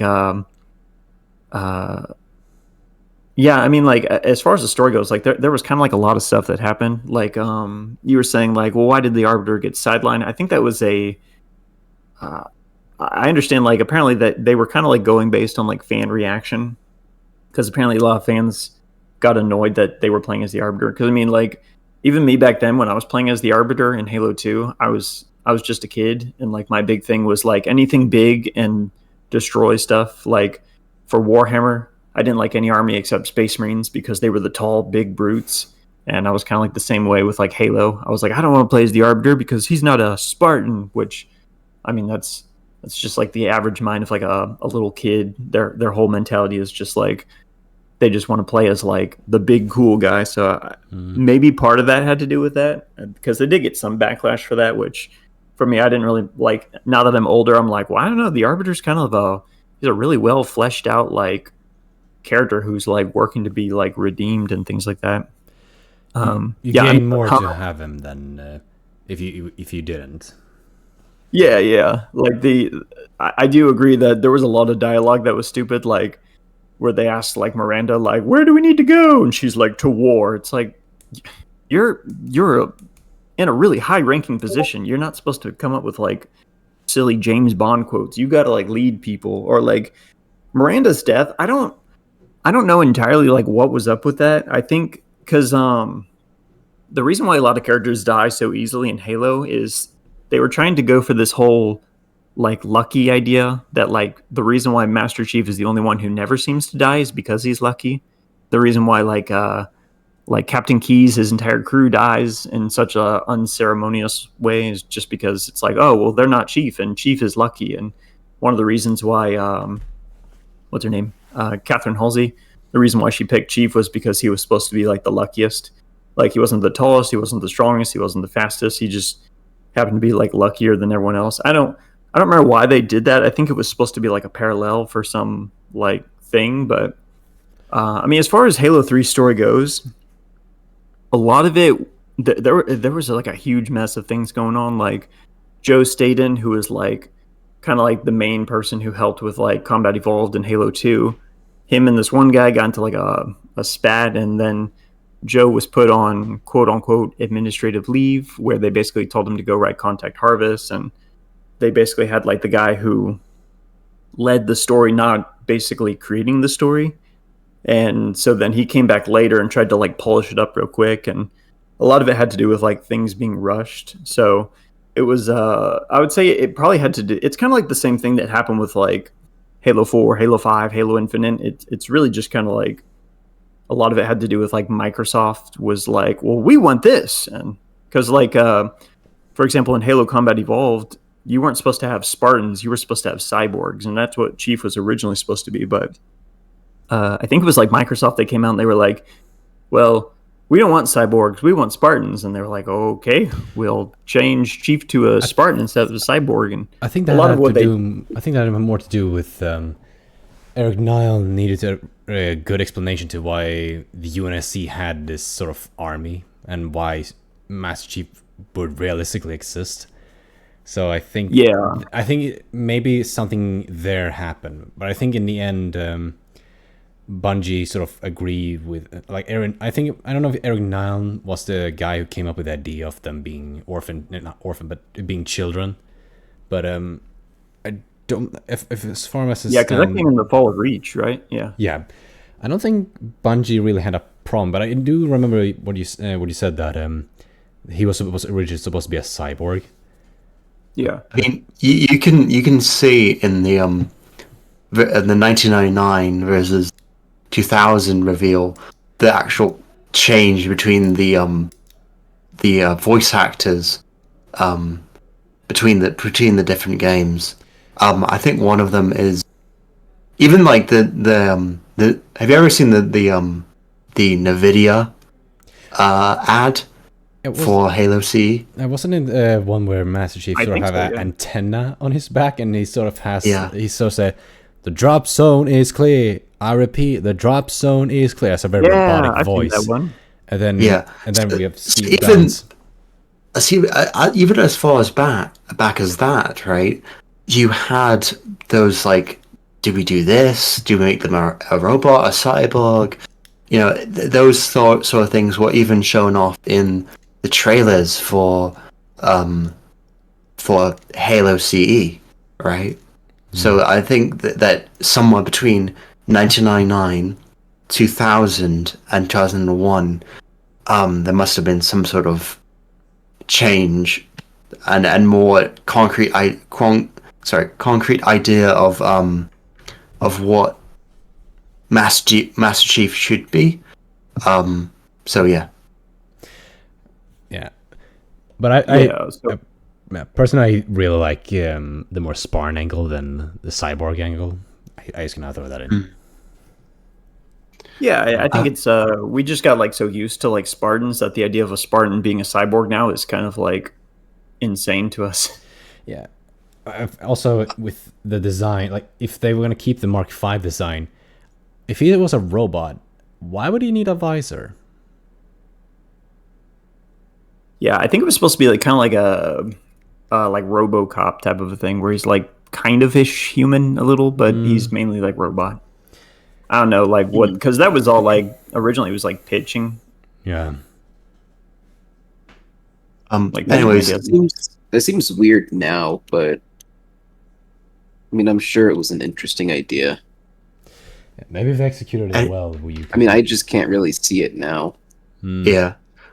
Anyways, I've talked long enough about my own opinions. I'm done all of my hot takes. I had more, but I most of them were pretty already discussed here. So, I'll leave it at that. What next? All right. Hero has one, and due to time, we can skip mine because mine is just about people getting banned from the Halo subreddit. So that's just kind of like a non-issue. It's just people just get banned. Like I was banned from the Halo. Oh, no worries. I mean, I was banned from the Halo Discord server. For why were you banned from the Halo server? I remember I was banned from the Halo Discord server because I think I posted a Halo machinima that clearly stated that I was not like a fan of Andrew Tate, and because I had Andrew Tate in a Halo video, they banned me because I was promoting him, which What? is not the case at all. Yeah, I know. Like, Oh, like if people were to genuinely ask me, or if they even watch the video, they would know that I'm making fun of him. we are so it's just doomed as a weird. species. They're just overly sensitive, in my personal opinion. Yeah, I mean, that's just Redditors, to be honest. yeah, I mean, the reason It people are was getting. the Discord server I was banned from, not Reddit. Do you want to know why people are getting banned? Why? It's because on Pride Month they were posting about men's mental health month, because it's also Men's Mental Health Month at the same time, and people was just posting, yeah, celebrate happy mental health month. People get banned for that because they didn't promote Pride, and that was extremely dumb. And that's coming from a person who is a part of Pride. So, again, that's just Redditors being Reddit. To be honest, from what I can tell, I just feel like if like you either like if it were opposite, it would still be a really shitty thing to do. Like if it were, let's say, the server promoting Men's Mental Health Month and people were celebrating Pride, it was just, hey, happy Pride Month. It was just like a non-thing. Then there will still be assholes for banning them. Yeah, just banning people totally. away. Yeah. But I guess on to my final question. I mean, if that's okay. Yeah, go ahead. I'll make it pretty quick. Pretty much, this was closer to the beginning of the month that I had this question, but I guess my big question is, what does the absence of Halo at Microsoft and Xbox's events mean for the future of the franchise? Because this has been kind of like almost a consistent thing to where we don't see trailers, we don't see teasers, they don't even talk about Halo anymore at any of the Microsoft events. And they just save them for all these like one-off side events where they just announce Halo projects. And I don't know, it just kind of seems like Microsoft is giving less care to the product. I mean, I know 343 probably doesn't have much ready to show or whatever, but they don't even give Halo a name mention anymore. And it's been going on for years pretty much, like since Infinite came out. That's pretty much my question. Just why is Halo absent at all of 343, not 343, at all of Microsoft and Xbox's events? Because that would require Microsoft actually doing something with the Halo IP. I mean, but is it? I feel like if you don't mind me beginning, I feel like it has to with say they have nothing to show, and Microsoft themselves know, okay, we keep firing people from positions in the studio that can actually do anything. So, like, we're shooting ourselves in the foot. We have nothing to announce. So they said, okay, if we don't talk about it, then the problem isn't there. But I feel like in the long term, like we saw it with this year's Xbox Showcase, like, they're putting almost Call of Duty above Halo because Call of Duty generates more money. And the reason it's generating more money is because it actually has entries. Unlike Halo, which it takes... What is it? We're on the 5th year without a game? It's a 4th or 5th. Well, honestly, the point of my question is, like, what does it mean for the future of the franchise that Halo doesn't even get name mentions at, Xbox and Microsoft events, like, years in a row? Like, pretty much is... May I speak? Microsoft... I mean, yeah, I was just saying, like, is Microsoft pretty much almost done with the franchise? Not done, but kind of putting it on a shelf. I don't think so, because as someone who is a fan of Metroid, that game is considered part of the big three at Nintendo Land, and that after do you know what Other M is by any chance? What? Other M. No. It was one of the Metroid games that came out, and they did a lot of a lot of things that were not very good for the Metroid franchise, particularly giving Samus a large speaking role for a silent protagonist, and it didn't do very well. And for a really long time, I'd say at least 12 years, 8 years, there was no anything on any of the Metroid projects. But then it came back with not only Samus Returns, but Metroid Dread, and now Prime 4. And that shows to me that I don't think that that Halo is done. I think it's probably just in development, and they just don't have to show for it. Of course, Call of Duty makes more money, but the problem is that you don't want to hype your fans up too early.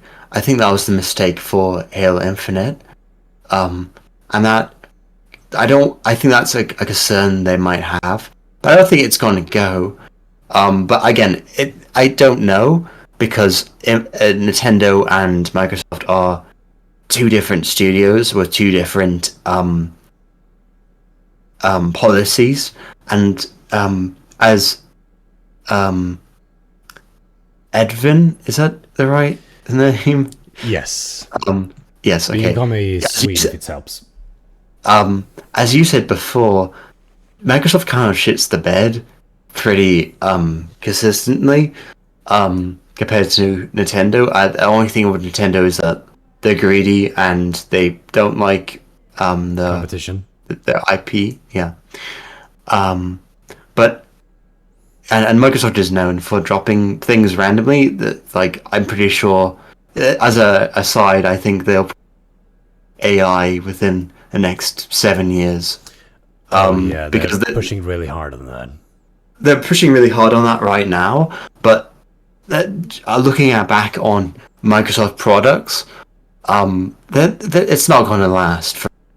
So, I've heard a critique that Microsoft they think too much like a software company. Like, they think, oh, look at this new software. We will create better things with this new software. What, you want a new Halo game? 10 years. 10 years. We have this incredible software, but 10 years. So it sort of becomes like that over and over again. So I don't have much of a. I guess because I'm used to waiting long times for things to come out. You know, with Metroid and with Perfect Dark, which also got cancelled. So I don't actually. You know, that was also another game that didn't have a lot of, mention of, even though they've been working on it since 2015, I think. So even longer than they basically, Perfect Dark has been in development hell for quite some time, and just when before it got actually good and they were showing off gameplay, they just kind of cancelled it, just like recently within the last few days. So, because they had Crystal Dynamics work on it, that didn't work, and then they made their own studio, and it went through a few hands. So I'm kind of used to it now, where franchises will just, you'll wait forever for a game or even a good game to come out. Sonic fans will know that all too well. But yeah, I don't think it's Halo still makes money considering. Even though it's still chugging along. Yeah, I mean, they sold a lot of cat ears. I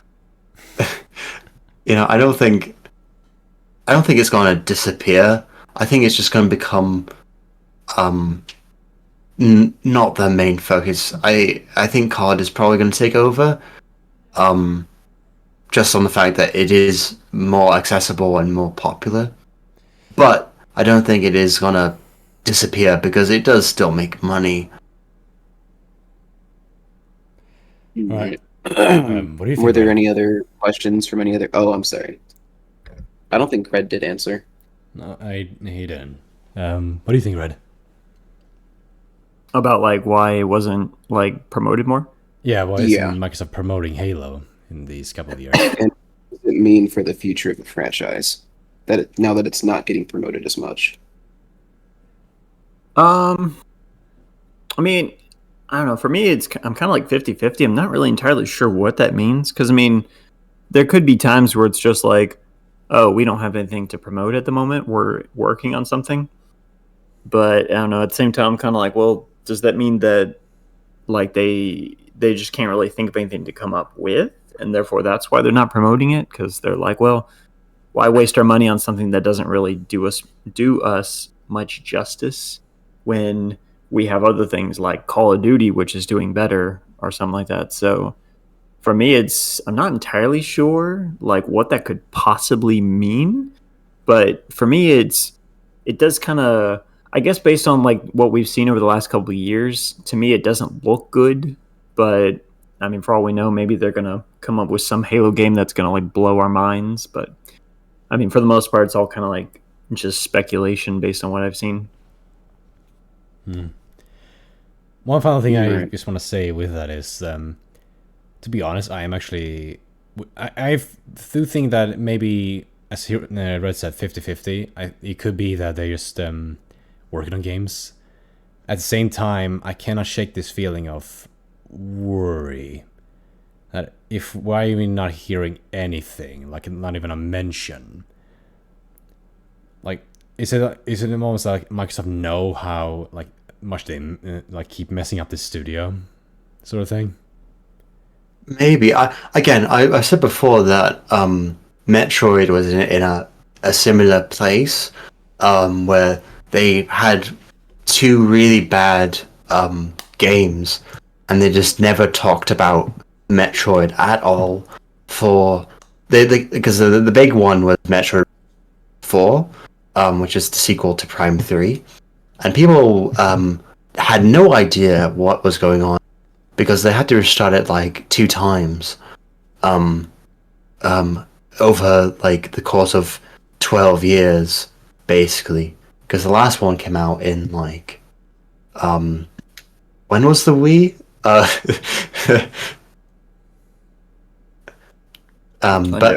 you asking or? Yeah, I was wondering when because it came sometime in the middle of the Wii's life cycle, I think. The Wii was released in 2006, and in North America, Japan, Australia, Europe got it December 2006, and North America got it earlier in November. I see.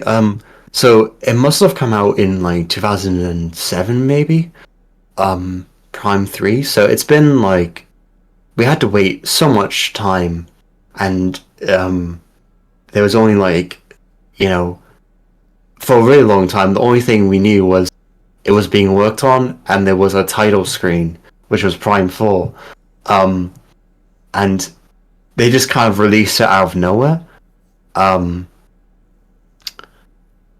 But I don't think that means that it's going to be like a Half-Life 3 situation where that would be where it's just going to be like unannounced forever. But I don't think it's going to happen. I think it's going to be like, like Metroid, where because of, with layoffs and with all this other stuff going on, I think that with time, I think that it will get better, and I think there will be a release. I don't think it will be as large again as Call of Duty. I like to remind you that Call of Duty comes out regularly because their cycle is insane, and the people who work behind it are insane. Like they come out every single year. Would you want Halo to come out every year? Probably not. For me, it's like If you have 3 to 4 years, I feel like that shouldn't be too much to ask. And like, even with Call of Duty, at least we will have something. Yeah, I agree. If it was your spin-offs and stuff, like just do that. let other studios work on it. Like the do games. something. The problem is that games have become much larger and like more costly. So. Yeah, I agree. And I think that is probably why it's been taking them so long. It's because the technology has changed, the engine has changed multiple times now, and it's just like a big shift, really. So I think we'll probably see something within like, I don't know, like the next 100 years. Yeah. I hope within a year.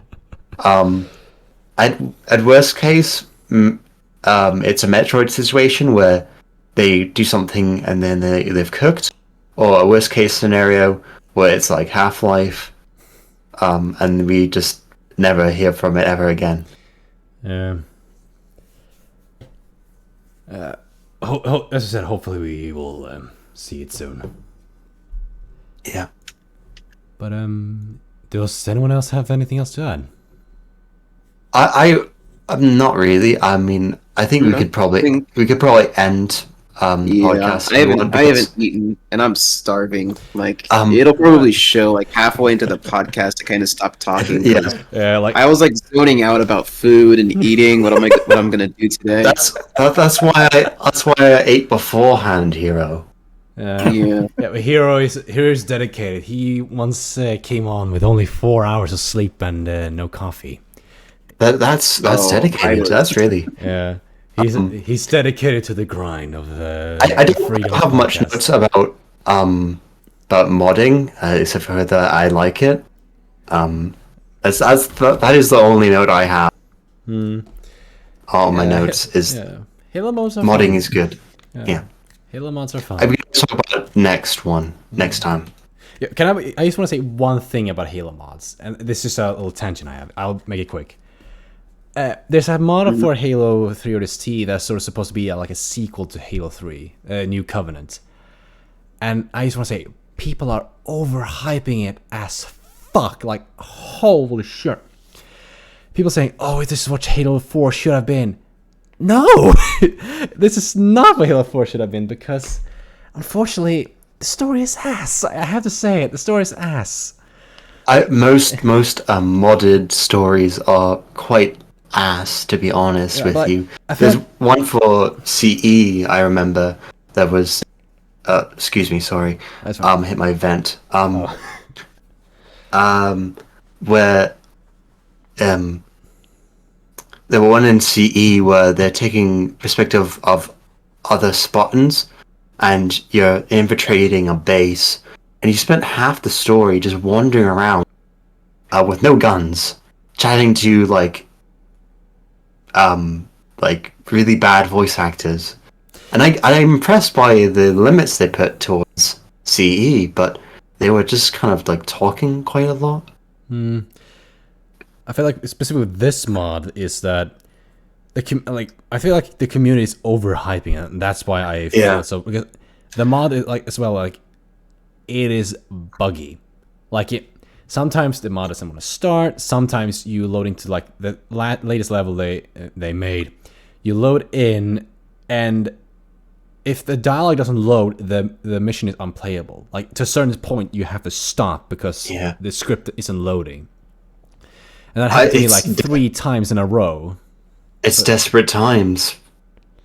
Yeah, like, people are clinging. People are going insane. It's like Silk Song. Yeah, I feel like for me, the mod, like I wouldn't be so irritated at the mod if people didn't overhype it, because they keep it up to like a standard of a proper Halo campaign when it's not really. For example, the second level, like the first level, I really enjoyed, except for some story issues, like for example, the Artes Vedum being killed off like with an execution. Like, why? Like completely. It just feels like so out of nowhere sort of thing, like unnecessary. But the second level, people praise that it's very open. Here's the thing: just because a level is opened, it doesn't make it good, because this level is so empty. Like you could drive multiple minutes without nothing happening. I know the exact issue you're talking about. Yeah. And that plagues a lot of Halo mods. They're making it too large, and then They take the level of Halo, like the second level of Halo Combat Evolved, and doing it like almost 10 times. The thing with that level, though, at least in my opinion, it is sort of the game's weakest level, to be on, in my opinion. For me, when I replay the campaign, that level almost kills my playthrough multiple times, because it's just open for the sake of almost being open. I can see what they were going for, but it's sort of you're doing the same thing like four times in the almost the same way, and like it's not that fun. Like you find Marines, you defend them, and then you move to the next one. Like if that was only happening once, that would be kind of sort of fun. But as it happens the fourth time in the same level, it sort of drags on a little bit. Anyways, I think we should probably wrap up. I'm not host. That's why I just want to mention that. So, Hero should get some. He should get some food, some grub. Yeah. Well, any final words for everyone before we properly shut this down? Thanks for having me, I suppose. Yeah, it was nice to have someone with a different varying opinion. Most of the older podcasts were us bringing up points and mostly agreeing with each other. Yeah. So it was nice to feel pushback. Yeah. I will say, I do find it sometimes fun to just be able to talk about stuff, but I understand the point that it is more interesting to discuss, because this has been a very interesting discussion. Yeah. I hope that I didn't yap for too long, because I know that I did quite a bit for the hot takes thing, so I apologize if that was a bit too long of a section. No, I thought it was good. Yeah. Okay. Yeah. I think the only thing that like next time maybe we just give points a bit more breathing, maybe like 1 point per person instead of 2. I think that can give each point a little bit more breathing room. Oh yeah. I think it's just that. But Red, do you want to say any final words? Nothing in particular. Just thanks for having me on. This was a lot of fun.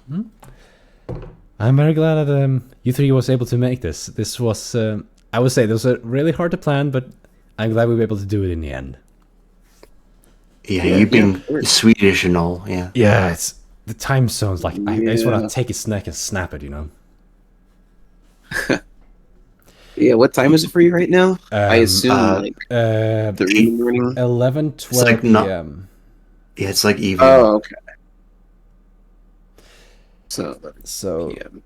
I was gonna say that's not too bad, but I'm used to staying up till 5 in the morning. So yeah, some of my friends are as well.